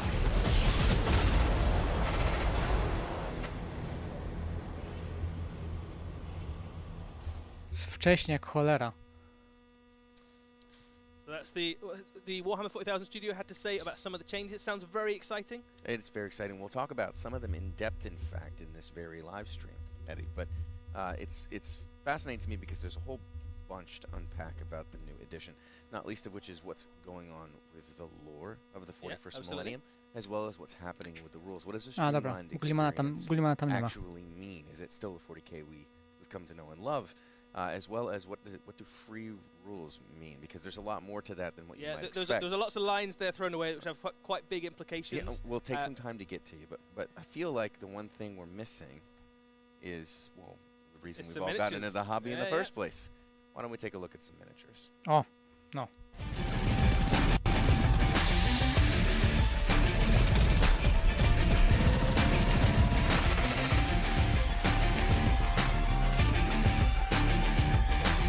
To stare termosy, czemu oni mnie pokazują?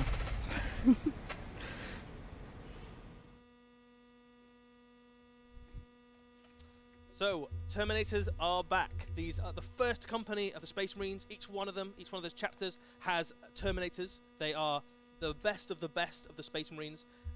and the new miniatures are absolutely what Terminators always were in your mind. These are indomitable, walking powerhouses of destruction, juggernauts of hate and fury unleashed upon the enemies of mankind. And really brought up to speed with the development of the miniature range as a whole in the new edition, as well as the way that the miniatures themselves have been scaled over time. And I'm especially excited because as I was watching the chat during some of the videos earlier, I saw a bunch of people saying, I thought we were going to see new Terminator miniatures. And, well, mamy nowych Terminatów, tylko nie mamy nowych Terminatów. Szczerze? Dobra, z drugiej strony co ja chcę od nich. To są termosy, kropka. I świetnie. Mają Crux Terminatus, mają... Generalnie po prostu... They stand really well in the army. They stand taller than a Primaris Marine. One of the things that's worth saying about these Terminators is that these aren't necessarily Primaris Terminators. They're not necessarily firstborn Terminators. Any Space Marine can earn the right to wear a suit of Terminator armor if they prove themselves to get promoted to the first company, if they prove themselves to be worthy of the mantle of wearing Terminator armor. No dobra, ale Primasi są trochę więksi. Veterans of the firstborn veterans of the previous Tyrannic Wars.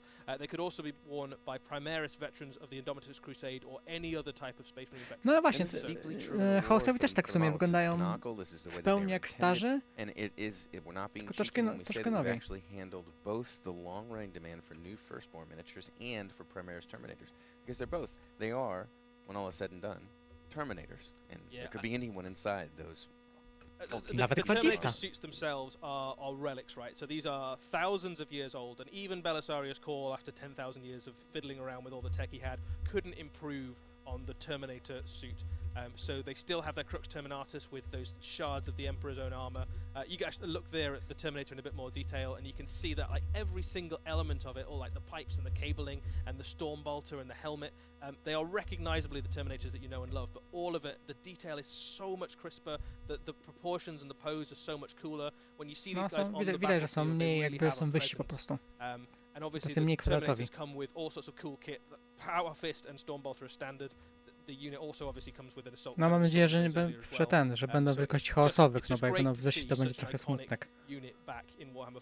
I can't wait to see more of them, but I feel like we need to see the other side of the spectrum as well. But first, I think it's good to highlight the difference in scale. Fajnie wyglądają. Szczerze, jakby w porównaniu z starymi fajnie wyglądają. Te mniejsze głowy są bardzo fajne tutaj. The old Terminators to be tiny necessarily, but really fits much more prominently within the range of miniatures that are available for the Space Marine faction. Kind of perfectly land in that new wave of miniatures we've seen over the last several years. They look really good as well, facing off against something like the more recent Chaos Terminators, some of the kind of the bigger character models. So your something like a Primarch, maybe like Reboot Gulliman or the Lion or something like that, leading a squad of these guys. And obviously every chapter, all the main chapters we know about, have their own particular special brand of Terminator. So the Death Watch, the Archangels, the First Company veterans of the Ultramarines that have a particular beef against the Tyranids. No, tak mam nadzieję, że nie. No są trochę za wysoce moim zdaniem względem chaosowych, co mnie zasmuca. I couldn't agree more, and speaking of the beef that they have for Tyranids, we've shown you a new Space Marine miniature, but it only fair, doesn't it? Seems only fair. The other side of the coin.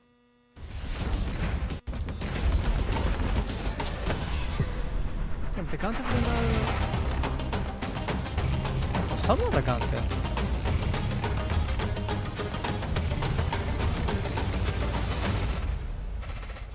Faktycznie, ręce mają 4. So, new Termagants. So Termagants are the most numerous forces of the hive mind. They spawn them out in their millions and their billions across the planets they're seeking to consume. And the new Termagants are a glow-up, basically, of the Termagants we've seen before. It's also the first model I ever painted. Really? Eddie, a little-known fact is that a Termagant was the first model I ever painted, and now I can't wait to paint millions more of them in the new wave. So here we are, a closer look at them, and you can see that the level of detail on these is so crisp and so lovely.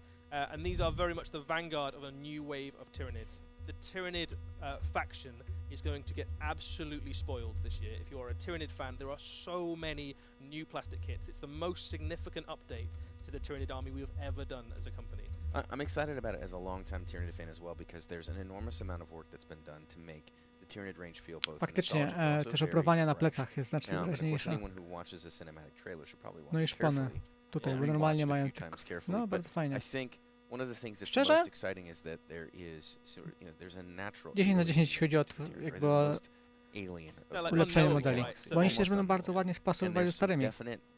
Sort of evolution of the range into exploring that sort of very foreign, very alien, very truly unknowable element of the Tyranid with the new range. I'm so excited to see the reaction. Mam nadzieję, że zestaw będzie domyślnie z wariantami broni. Też zmienili malowanie Behemota. There are some returning favorites, it's fair to say. Some units that maybe haven't had the time in the limelight for a bit and are well deserving of a new plastic kit. Hey, you don't have to scream it to me. Yeah, and there are some things that we've never seen before. So one of the hallmarks of the Tyranids, I suppose, is their continuous adaptation and evolution in the face of challenges. And the Hive Fleet has definitely taken that on board with this latest Tyrannic invasion. And we can see here in the scaling again that while the Termagant has definitely come a long way from its very tried and true, the trusty, rusty old plastic kit, it hasn't been outscaled in the development of it. It's still the same Termagant in terms of how it fits into the range as it used to be, just with that really fresh glow up, with that really. I think it's the level of detail that really changes. So like I've got quite a lot of Termagants. I've got a Tyranid army. I've got about 30 Termagants painted up, I think. I'm those looking. Are rookie numbers. You gotta absolutely. Those up, yeah, they were mostly just to come out of a Termagant, I think. Was what I painted them up for. But they're so detailed. Like the level of crispness on that model, and you can see now that like contrast on that wash it or a dry brush or something like that is going to pick out all that detail really nicely. So even though it's really detailed, you can certainly paint those very quickly. Nie, te też miały te drugie szpony, przepraszam. There's a whole lot going on in the 41st millennium, isn't there, with the arrival of this new Tyranid range? What does that bode for us in terms of when we talk about the actual development of the universe itself, Eddie? Yeah, so the new edition of Warhammer 40,000 is the new Tyrannic War. It's the fourth Tyrannic War against the Tyranids. So what we saw at the end of the Arcs of Omen with the return of the Lion was the end of that story. So it has a really solid, conclusive narrative that kind of has a big culmination, a big showdown between the forces of the Angels of Death and the forces of Chaos. And then what we've done with the new edition is we've picked up the lens of what's going on in the galaxy. We've moved it to another part. In this instant, it's the western rim of the galaxy. So if Western Rim. If you're familiar with your, typically come from. They do. They come from the east. Usually, they come from the east. So if you're familiar with your Warhammer 40,000 lore, you'll know that generally speaking, the Tyranid invasions have all come from the galactic east, and they've kind of picked off Macragge. Tak dowcipy o Czechach, muszę się powstrzymywać. It was always told as the beginning of this tendrils with the Hive Fleet in theory behind it. Yes. So what we've got now with the fourth Tyrannic War is the forces of the Leviathan. The Imperium has been fighting them for quite a long time, and they thought they kind of got their measure, right? They fought them at Baal. Broke their fleets at Baal. Yeah, they thought they might have seen the peak of Leviathan halted, and that's absolutely not true. What we're seeing now is from the other side of the galaxy, this enormous, great tendril, this sweeping mass of Tyranids, the largest invasion we've seen yet, swooping in from the other side. And it's still part of Leviathan. Yeah, so Leviathan is kind of crushing both sides of the galaxy. The galaxy is literally in the jaws of Hive Fleet Leviathan. This, to and me, it's giving like a sense of the absolute scale and cosmic horror of the Tyranids, which everybody knew was huge, but this is like, we thought it was just coming from one direction, and actually the galaxy is completely surrounded. There are Tyranids coming from all sides. It's a huge and stunning change for me in terms of reflecting sort of the scope, scale, nature, and sort of almost the terminal threat that Tyranid represent. It's not an unknowable, who knows how much more it is. They're so large that the entire galaxy is now surrounded effectively. Absolutely, yeah. So just another apocalypse to add to the growing list for the Imperium. Well, should we talk a little bit about the rules? Let's talk rules, yeah. Eddie, it's one of those things we're not sure. Anyone will wonder how much will we talk about the rule reveal right up with the cinematic, but we'll do that. We'll talk a little bit about what does new 40K bring from an actual playing of the game perspective. First one is, we mentioned that the game has been streamlined, it's been simplified. The game is not simple. Let's remember, this is still Warhammer 40,000. It's still the game that we all sort of know and love, and it has all of the hallmarks of Warhammer 40,000 that our community has grown up around, enjoying recreating battles in the battlefield. But from a simplification perspective, there's been an enormous amount of work done to make the game less dense, to make redundancy and minor rules spread across numerous publications less complicated, and to streamline everything into sort of, we'll talk about it a little bit as we go through a couple of these next elements of the game.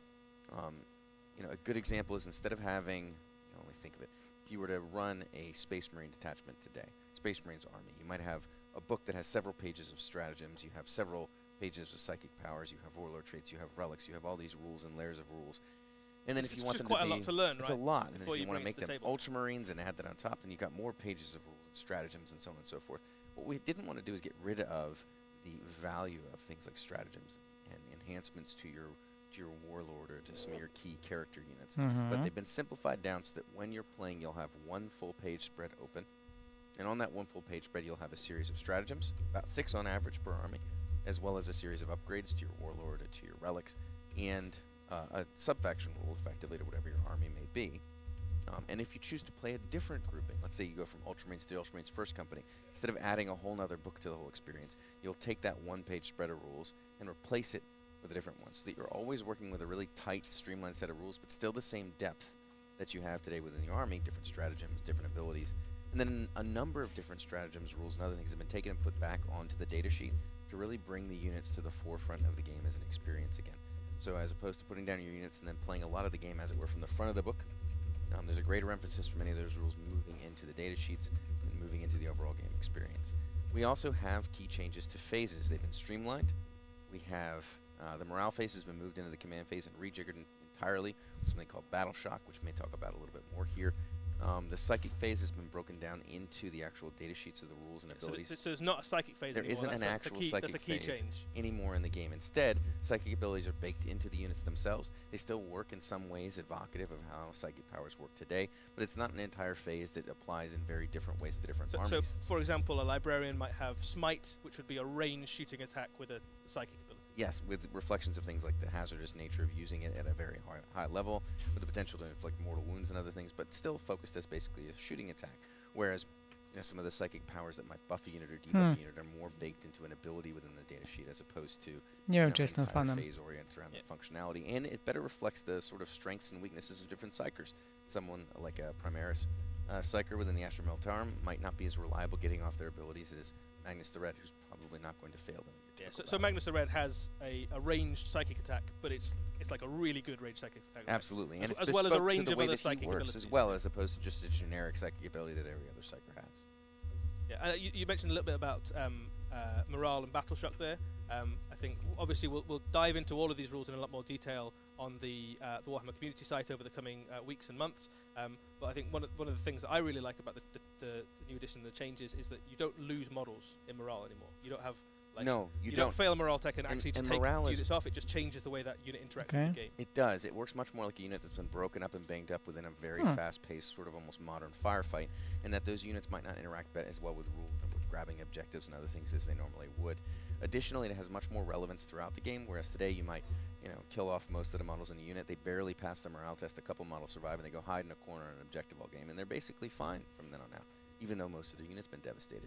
Battle Shock will have less of an impact on models disappearing from the board and more of an impact on testing their metals. How reliable is that unit now in the battlefield? And once a unit has been damaged to a certain degree, it may become less reliable on a regular basis, depending upon how they hold themselves together in the face of the ongoing. No wiem, ale zobaczymy. Should we talk about stratagems a little bit? There's definitely fewer stratagems to remember. There's many more stratagems that are core stratagems that you'll commonly see in gameplay. Whereas whenever you play a faction, you basically always have 6 stratagems available. Yeah. And if you decide to play a different variation of that faction, you'll take those 6 stratagems away and replace them with 6 new ones that are for that variation, i.e. Ultramarines versus Imperial Fists or something similar to that effect. So you have a very common, a list of common stratagems that everyone can use, and that's a little bit bigger than it is now. And then you have a much smaller list of ones that are specific to the faction. Yep, and they're much more focused on really impactful stratagems you'll want to use on a regular basis. There's also fewer command points in the game by a significant margin, and so there's much more of a focus on using the right stratagem at the right time, rather than dumping all of your command points on turn 1 into a series of combos that makes it feel like you're playing against, again, the front of the book as opposed to the armies and the data sheets that are on the tabletop. Also, let's be very clear. We've re-indexed the game. All of the index rules are free, and are free on day 1, as are all of the core rules to play the game. So that means on the first day of the new edition, if I've got an orc army, which I do, I can get my core rules, oczywiście darmowe, all my data sheets for my orc, naszej płatnej aplikacji. And all your army rules as well. Now there's nothing in particular that's hidden. All of them are free and available on day 1 to play with, and the points are going digital and free as well on day 1. Świetnie. Nice. So there's Also, the ability to purchase indexes, because if you want to have them, you can have actual physical datasheet cards. So those are a little bit like the War Scroll cards in Warhammer Age of Sigmar. Like Age of Sigmar. All of the rules are kind of compacted onto a single card. Yep, and you no longer necessarily need to bring all of them with you. If your army only uses 10 datasheets instead of the 180 you have in Space Marine or many it is these days, you only need to bring those datasheets with you instead of lugging the whole book, because again, you just have that one open page or a couple of data cards of your actual army rules and stratagems, and then your individual data sheets. That was a common thing, wasn't it? That we were being told from the community was like, they like the Warhammer 40,000 as a game, but there's a lot of rules to carry around, right? There's rules bloat in terms of the things you have to remember, but also the amount of books that you need to take with you when you play a game, and you've got less things to remember, less things to know about your opponent's army, but the variety of it in terms of the choices you have. And army building itself, as we just saw back there, I don't know if we'll go back to that one image we had just before this one. Army building itself Nie podoba mi się to simplified. once per turn, czy once per game? It is a much more accessible thing to get into, and we've done a lot of interesting things with the rules to make Once per it turn, more okej, to spoko. innovative and more immersive to build a diverse Movement, army as opposed to toughness, just taking save, the best units, woundy, or on paper the best leadership, units. And the way it's been simplified C. is you take a character, your warlord, you take up to 3 of any data sheet, or up to 6 of any basically troop or dedicated transport data sheet, and that's it. And so you need to have a warlord, and then you take up to 3 of most units. Additionally, there's been a great deal of work in putting things like what used to be individual unit stratagems and other abilities into the datasheet itself, and there's a variety of rules that are tailored to work with this type of army building.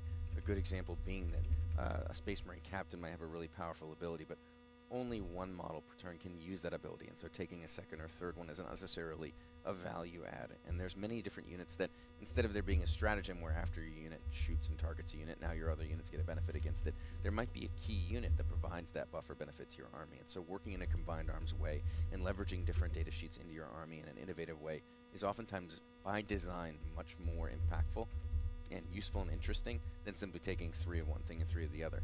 So army building has been simplified, but the depth and interest in actually building a diverse force has been a major focus for how the data sheets have been built and how the army rules have been designed. So every unit basically has got their thing, like they've got the thing that they bring to your army. So absolutely, in a way that at the moment you might be relying on stratagems or something to do a particular niche or to fill a particular need. A lot of the time, the unit and the data sheet will allow you to do that. So that's why you take that particular unit. Much greater focus on your army doing the work of being an army, as opposed to how can I take the most. No ciekawe, czy kto dostanie do książki. Treść, Space Marine. So I think we had an example data sheet that might be worth talking through some of the things, because it looks quite a lot different from the data sheets we have at the moment. Data sheets are heavily different, and with the decision to index, there's also the opportunity to revamp the way a data sheet looks, works, and is designed.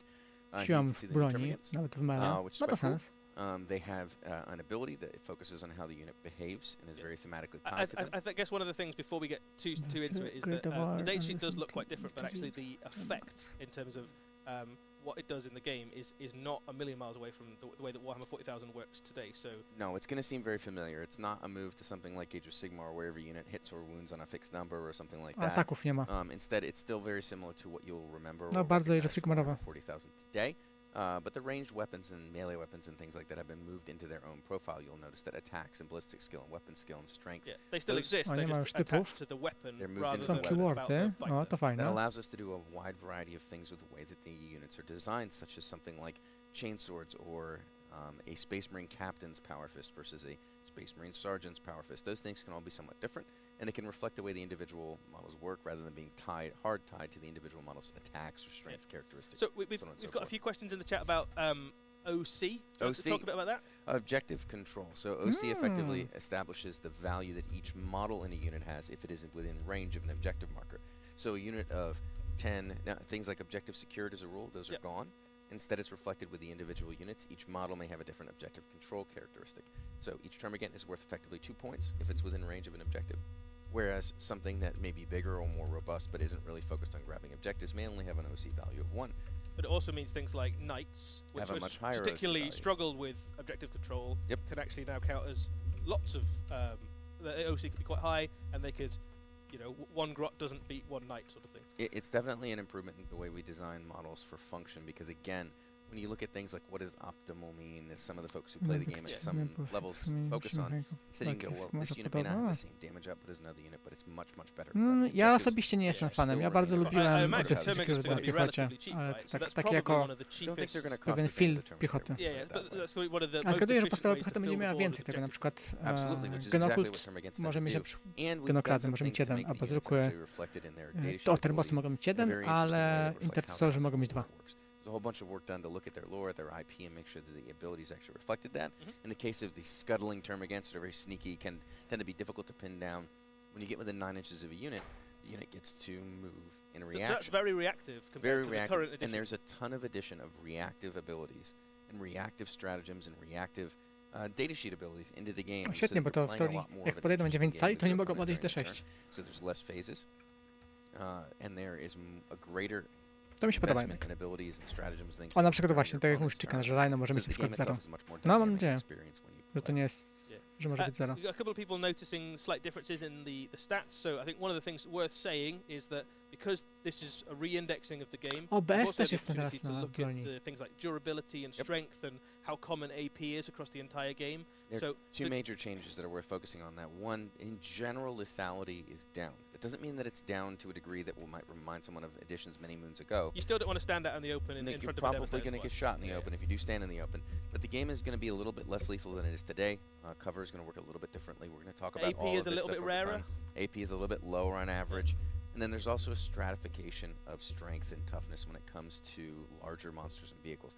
Today is very much the case where you tend to see very few things that are different from, like, for instance, toughness 7. Yeah, you cap out about 8, don't you? It's very, very rare to have anything that's higher than 8. So if your army has a large amount of access to strength 8 weaponry, strength 7 weaponry, it really is able to wound almost anything in the game pretty reliably, and that's no longer going to be the case. I'm not going to spoil anything for you, Eddie, but there definitely is a much, much higher level of toughness. Well, there's vehicles that have toughness higher than 10. Or there's vehicles that have toughness higher than 11. Well, there you go. And what that does is it creates a much better stratification of the game so that having dedicated role units to deal with different threats is much more of a real component, as opposed to, gosh, I sure have a lot of strength 8 in this army. I guess I wound everything on 3s or better.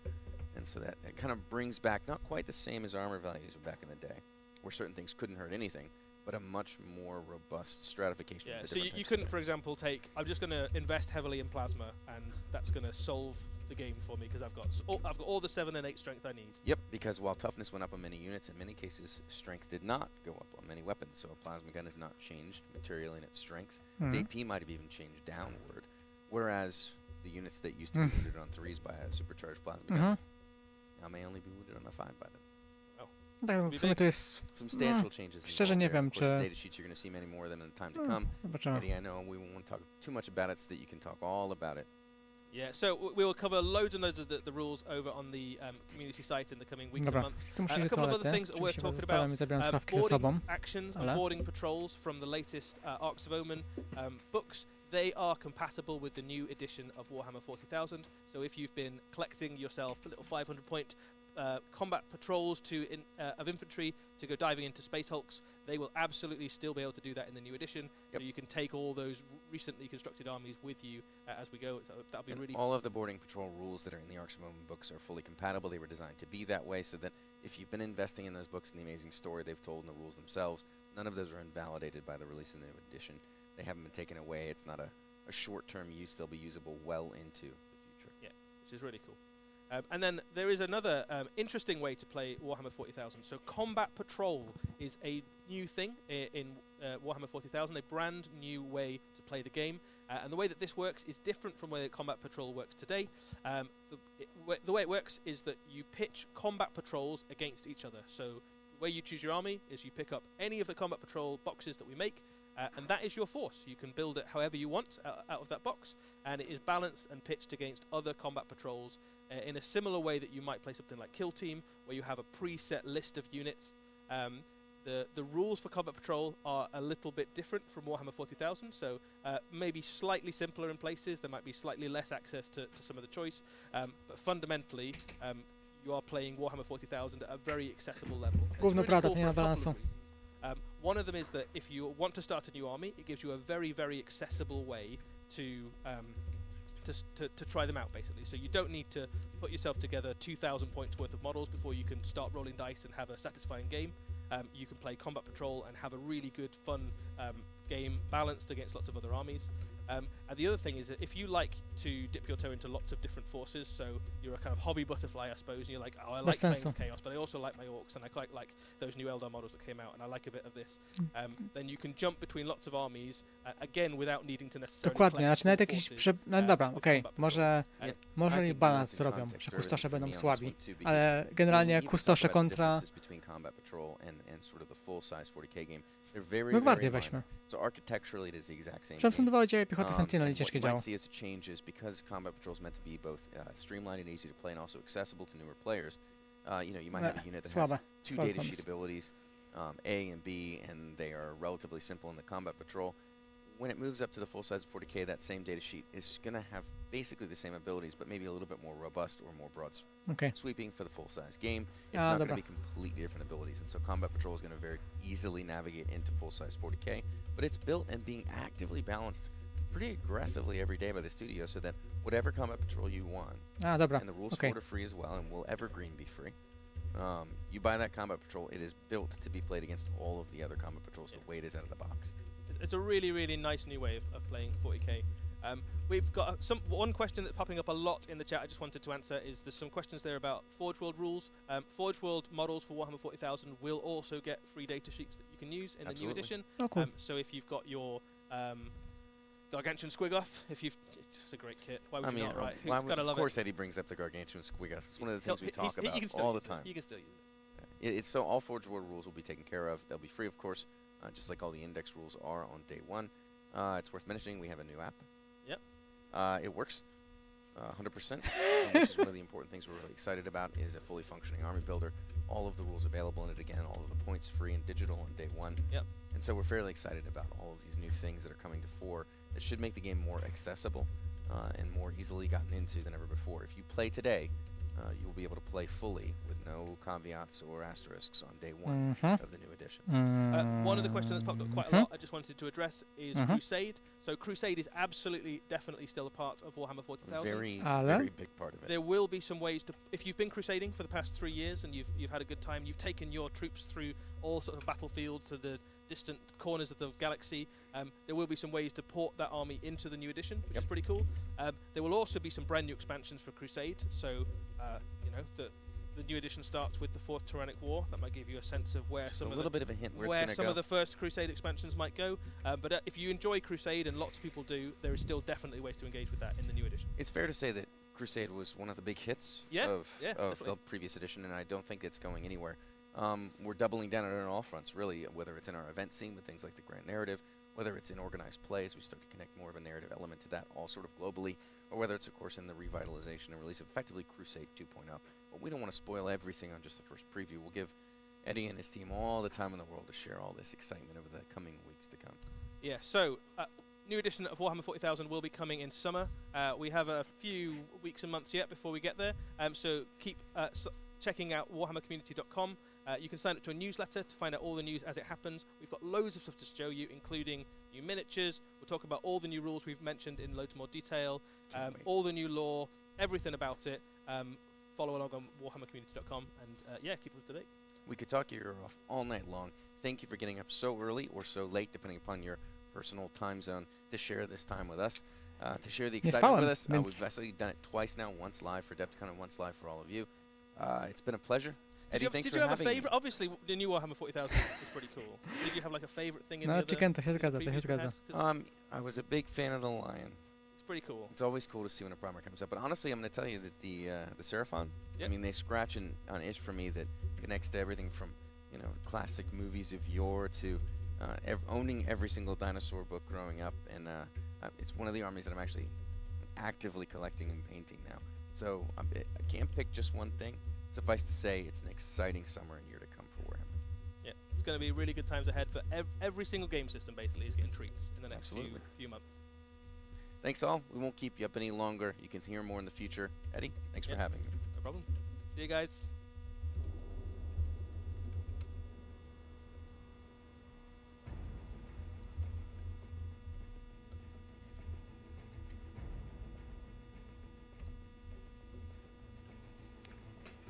Okej, musiałem się pożegnać. Wiadomość na koniec. No dobra, to tyle jeśli chodzi o edycję. Przejdźmy na chwilkę teraz jeszcze przez wszystko od początku do końca. Otwórzmy sobie, myślę, że chyba jak to otworzę, to będzie. Nie, tutaj nie będzie. O, może to. Też nie, Jezu, gdzie jest jakiś zbiorczy artykuł?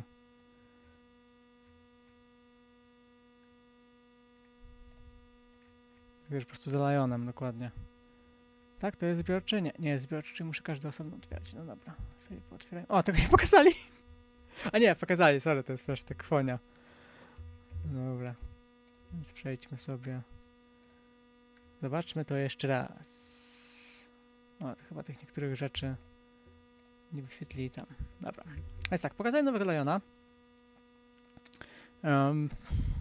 Jest ciekawy, jestem pewien, że Mikołaj się wypowie na jego temat. Mówię, gdyby miał trochę więcej włosów na czole, bardzo ładny, na szczęście zapraszam kaptur, więc jest to schowane. No i oczywiście książka, bardzo ładny Dorn. Jestem pewien, że będą konwersje. Tylko za dużo rzeczy trzeba będzie pozmieniać, ale z jego głowa na ciało Gullimana, o, idealne, gotowe. Mamy tam oczywiście książkę, pojedynek z Gronem, to zasady widzieliśmy, zasady do nich, kwonia, dalej żadnego nowego plastiku, tylko preview. No niby, jasne, ale to już hardkorowe.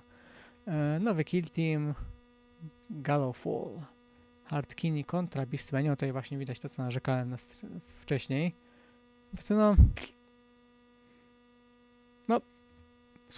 dobra, tutaj trochę to lepiej wygląda, ale weźmy sobie tego. Fantazy. Fantazy, nie fantazy. Fantazy, nie fantazy. Sorry, no, starzy byli lepsi. O, tu, o, dokładnie. Wszyscy powinni wyglądać tak, minus to powinno być jakimś zwykłym pancerzem. O, trzęce. To całkiem okej jest. A tu już kompletnie. Tylko granat go odróżnia. No co granat to ja mogę sobie sam dokleić do Beastmana. No tutaj fajny. Ta roboręka. No i sobie roko. To fajne. No, to są ładne modele. O, to widzieliśmy kiedyś. To są ładne modele. No tylko, że... No sorry, skąd wziął ten garnek?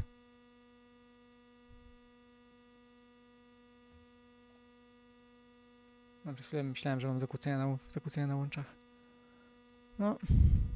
No cóż, tereny oczywiście bardzo fajne. No właśnie, no, mówię, nie podoba mi się. Tutaj oczywiście nowi serafonii w różnych malowaniach, dowódca, jaszczurki, serafony box, serafony książka, nowe wampiry, nowi nieumarli, miasto Sigmara, pierwsze 3 jednostki, jaki Goofy, jaka kobitka, śmieszne. Mamy to, nowy Underworld. O. A znowu. Bardzo podoba mi się te wkładanie tych symboli z Incha. Tam, gdzie nie powinno. No tutaj trochę większe zbliżenie te modele. No wiem. Psychomrejczyk po lewej, tak. Takich mówię. Poprzez niego zacznę ich zbierać, to przez niego. No mówię, te horrory bardzo fajne. Takiego rodzaju. No i oczywiście zapowiedź. Czy to jest link do strony?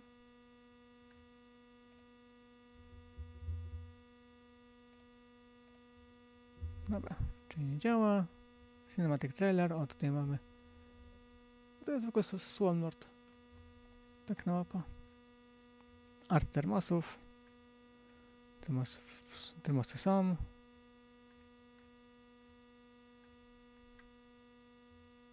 To jest stare?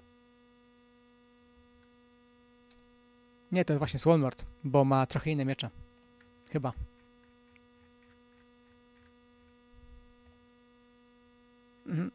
Ciężko zobaczyć. Swanlord, tak, to jest stary model, kto może znowu odtworzą. W teorii to jest nowy, bo stary Hive Tyrant ma inne nogi, gdy jest ze skrzydłami.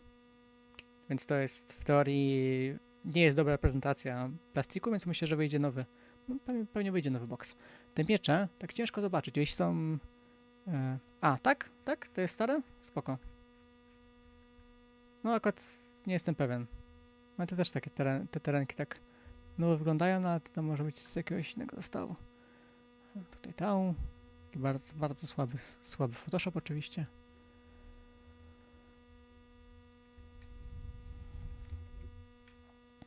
No i tu, tak powiedziałem, termoganty. Trochę więcej tego. No to już widzieliśmy, no i Space Marine też mocno nowe modele. No ja wiem, dobra. I to wszystko. Dobra, także. Chicken, bardzo dziękuję za twoją obecność na żywo. Wszystkich oglądających później w jednej albo w drugiej formie pozdrawiam. Na pewno będziemy to na podcaście omawiać jutro. Biorąc wszystko pod uwagę.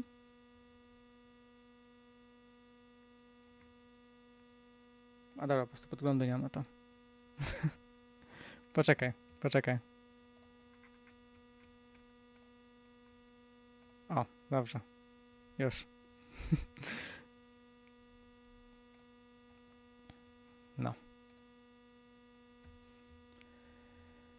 No nic, zapowiada się ok. Szczerze, trochę z lepszą nadzieją patrzę na nową edycję. Zobaczymy. No, zgodnie z przeciekami zasady są za darmo, więc to jest ogromny plus. To jest szczerze, akurat płatność zasad w tym momencie jest moim zdaniem dużą barierą. Aplikacja minimalnie może oznaczać również tłumaczenie, w co raczej wątpię, ale minimalna szansa jest. No, zobaczymy, co z tego wyjdzie. Godzina jest jaka jest. Zobaczymy, co ja zrobię zresztą dnia. Myślę, że się zdrzemnę na chwilę. No bo jutro jednak jutro też dzień rzeczy do zrobienia. Także Chicken, jeszcze raz pozdrawiam, dziękuję i słyszymy się następnym razem.